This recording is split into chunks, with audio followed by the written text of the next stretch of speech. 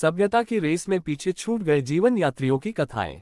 पुस्तक चर्चा स्तंभ अंतर्गत उर्मिला आचार्य के कथा संग्रह पर लेखक रमेश शर्मा की लिखी एक टिप्पणी सुनिए। उर्मिला आचार्य वरिष्ठ कथा लेखिका हैं। उनकी रचनात्मक और सामाजिक गतिविधियों का भूगोल बस्तर क्षेत्र से इतना अंतर्संबंधित है कि समूचा बस्तर क्षेत्र उनके लिए एक घर की तरह है। इस क्षेत्र की बोली बानी, रहन सहन, सभ्यता और संस्कृति से जुड़े होने का एक व्यापक अनुभव संसार उनके पास है। उसी संसार को हम उनकी कहानियों में विस्तार पाता हुआ देखते हैं। उनके इस नए कहानी संग्रह चाहत चंपा में 11 कहानियां संग्रहित हैं। इन कहानियों को पढ़ते हुए बस्तर के आदिवासी बाहुल्य लोक जीवन की सभ्यता, संस्कृति एवं उनके मूल्यों से गुजरने का एक अवसर पाठकों को मिलता है। मेरे जैसे पाठक के लिए यह अवसर बस्तर के उन सभी जगहों तक, वहां के लोक जीवन से जुड़े उन सभी पात्रों तक पहुंचने का एक माध्यम है जहां तक सशरीर पहुंचना मेरे लिए शायद कभी संभव नहीं। यह मेरे लिए एक ऐसा अवसर भी है कि जिसके जरिए कथा लेखिका की नज़रों से उस दुनिया को मूर्त रूप में देखना संभव हुआ है। उर्मिला आचार्य की कथा यात्रा को स्थानीयता के बुनियादी संदर्भों में देखें तो लगता है कि उनकी कहानियों में शामिल कथानक के भीतर बीहड़ जंगल और गांव गुरबे के लोक जीवन में रचे बसे जीवन यात्रियों को एक बड़ा स्पेस मिला हुआ है। ये यात्री आधुनिक सभ्यता की दौड़ में बहुत पीछे छूट गए जान पड़ते हैं। इन जीवन यात्रियों के जरिए जिन जनपदीय परिवेश की कहानियों को वे लिखती हैं, उनके कथित जनपद से निकलकर आखिर में ग्लोबल संदर्भों को विमर्श के दायरे में खींच लाते हैं। अब सवाल यह है कि बीहड़ जंगलों, गांव गुरबों के लोक जीवन से शुरू हुई उनकी कहानियां वर्तमान समय के भीतर किस तरह और कितना हस्तक्षेप कर पा रही हैं। इस संग्रह की एक कहानी है मेले का चश्मा। बस्तर के बीहड़ क्षेत्रों में अनेक तरह के मेले लगते हैं। इस तरह के मेले वर्ष में एक बार लगकर जब खत्म होते हैं तो उसी दरमियान अनेक कहानियों का जन्म भी होने लगता है। इस मेले में नवयुवक नवयुवतियों की अलहड़ता और उनकी आपस में बातचीत, मेले में उनकी घुमक्कड़ी, दुकानों की सजावट और बतियाते दुकानदार एवं ग्राहकों का अपना एक अलगापन दिखाई पड़ता है। इस कहानी में धान सुखाने और बकरी चराने वाली ग्रामीण स्त्री सुकई है, जिसका ब्याह माधव के साथ तय होकर भी विदाई इसलिए नहीं हो पा रही क्योंकि माधव ने ब्याह के नाम पर 5,000 रुपये तो दे दिए हैं पर अब तक समय पर भोज भात नहीं दिया है। इस बीच सुकई जीप चलाने वाले कमलू की ओर आकर्षित होने लगी है। कमलू भी सुकई के प्रेम में है और उसकी ओर आकर्षित होने लगा है। सुकई न ठीक से व्याहता बन पा रही न ठीक से प्रेमिका।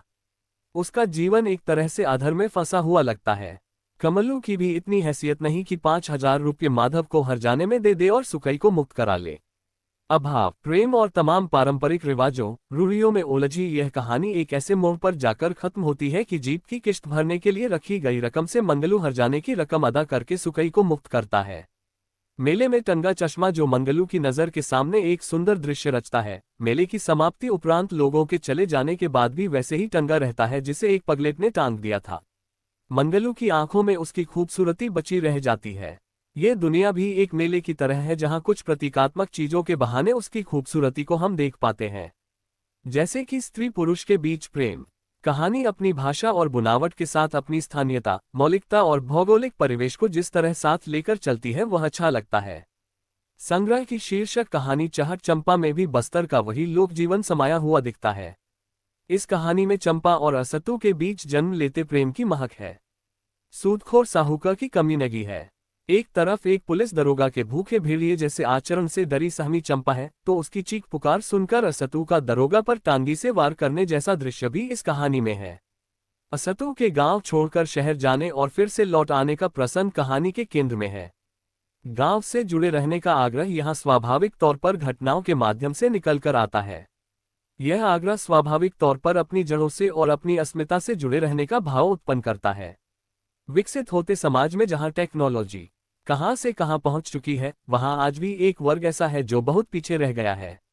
उसकी सभ्यता, उसकी संस्कृति आज भी उसी रूप में मौजूद है। उसमें कोई बहुत बदलाव नहीं है। उर्मिला आचार्य की कहानियां इसी वर्ग का प्रतिनिधित्व करती हुई पाठकों से संवाद करती हैं। उनकी यह शीर्षक कहानी प्रेम, शोषण, प्रतिशोध और लोक जीवन के छोटे छोटे प्रसंगों के माध्यम से आकार लेती हुई चंपा और असतु के बीच प्रेम की सघनता के साथ पूर्णता को प्राप्त करती है। कहानी में देशज भाषा के शब्द, बस्तर की लोक संस्कृति और वहां की परंपराओं, कांडाबारा इत्यादि का जीवंत चित्रण है जो अच्छा लगता है। छाड़पत्र शीर्षक में देशज शब्दों की गूंज अधिक सुनाई पड़ती है। मन में एक स्थानीयता बोध का भाव उत्पन्न होने लगता है। छाड़पत्र का मूल अर्थ तलाकनामा है। ये कहानी एक सीधी सरल परित्यक्त स्त्री की कथा है जिसे ठीक से ये भी पता नहीं कि तलाक आखिर होता क्या है। स्त्री अपने जीवन में बने रिश्तों को लेकर सदा प्रेमकांक्षी होती है, पर अगर उसके नाम छाड़पत्र लिख दिया जाए तो, उसे अपनी कोख से जन्मी 6 माह की बच्ची से अलग कर दिया जाए तो, तब भी वह अपना जीवन जीती है। वह अपने से अलग हुए पति के लिए वट सावित्री व्रत रखती है, सास की मृत्यु पर श्राद्ध पर शामिल होने अपने ससुराल जाती है। परंपराएं बहुत विकट होती हैं। उन्हीं विकट परंपराओं से घिरी एक स्त्री के भीतर के द्वंद्व को ये कहानी मार्मिक तरीके से अभिव्यक्त करती है। छाड़ पत्र लिख दिए जाने के वर्षों उपरांत अधीरावस्था में जवान बेटी सुकन्या से भेंट की यह कथा अपने पीछे पाठकों के लिए कई सवाल छोड़ जाती है। कहानी द्वारा छोड़े गए सवाल ही दरअसल पाठकों से संवाद का एक माध्यम बनता है।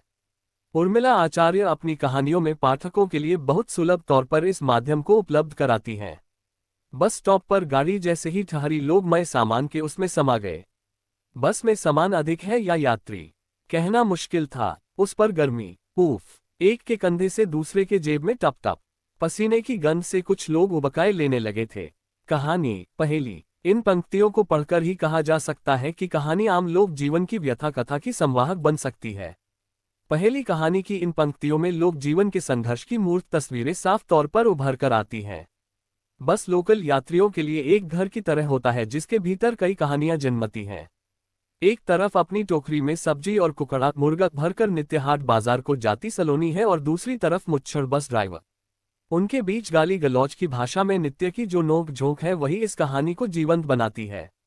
लोकजीवन की जो भाषा है उस भाषा में कई बार गाली गलौज के भीतर भी प्रेम छुपा होता है। अगर उसमें प्रेम न छुपा होता तो ड्राइवर के एक दिन बाहर चले जाने से सलोनी बस के भीतर अकेलापन महसूस न करती। फिर सलोनी के कुछ दिन बस में ना आने से वह ड्राइवर व्याकुल न होता। दोनों ही अपनी दुनिया में मस्त थे, अपने अपने परिवार में खुश। पर बस के भीतर एक की अनुपस्थिति दूसरे के लिए इतनी व्याकुलता क्यों उत्पन्न करती थी? क्या ये व्याकुलता किसी प्रेम का अमूर्त रूप है? प्रेम की इस पहेली को इन प्रश्नों के माध्यम से ही बूझने का आग्रह यहाँ दिखाई पड़ता है। उर्मिला आचार्य अपनी कहानियों में जिस किस्म का देशज वातावरण और परिवेश निर्मित करती हैं, वही उनकी कहानियों की विशेषता है और उनका सामर्थ्य भी। उनके पात्र स्वाभाविक तौर पर सामने आकर जिस तरह संवाद करते हैं उससे एक जीवंत दृश्य निर्मित होने लगता है।